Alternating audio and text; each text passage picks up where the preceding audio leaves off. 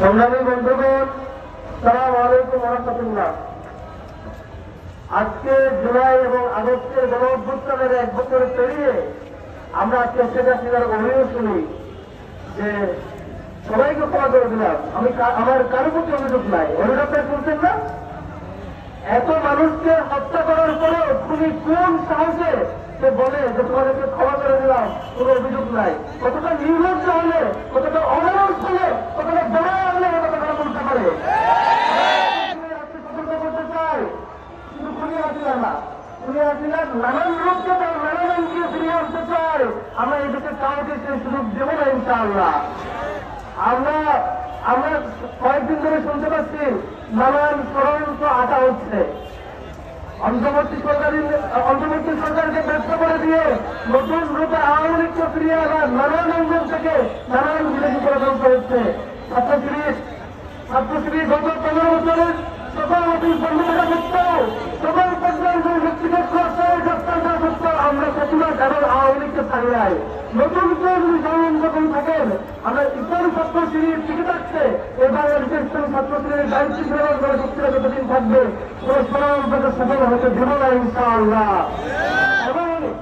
এবং আমরা অন্তর্বর্তী সরকার এখন বলছে যে জুলাই ঘোষণাপত্র দিবে।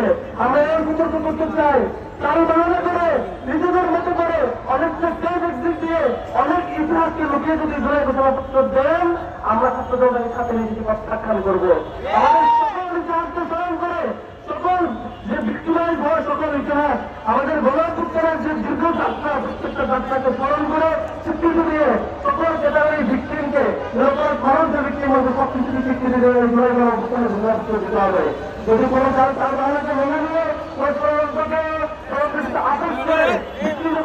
দেওয়া হয়, সেটির বিরুদ্ধে আমাদের ছাত্র জনতা এবং ইসলাম ছাত্রশিবির রাস্তায় থাকবে ইনশাআল্লাহ। আমরা সর্বশেষ যারা সম্প্রতি ছাত্রশিবিরকে নিয়ে বিকৃত ইতিহাস বর্ণনা করছেন, তারা ধারণা করছেন, সোশ্যাল মিডিয়া প্রপাগান্ডা করাচ্ছেন এবং নানা বয়ান তৈরি করতে চাই, সতর্ক করতে চাই। আওয়ামী লীগ সকল ধরনের উপকরণ নিয়ে ছাত্রশিবিরকে দৌড়াতে পারে নাই। আপনারা কোন প্রস্তুতি নিয়ে ছাত্রশিবিরকে ফেরাতে পারবেন না।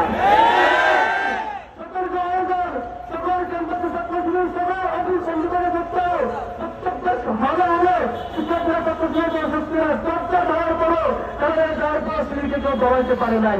আপনাদের এই প্রস্তুতি আমাদের ক্ষেত্র করতে পারবে না ইনশাআল্লাহ।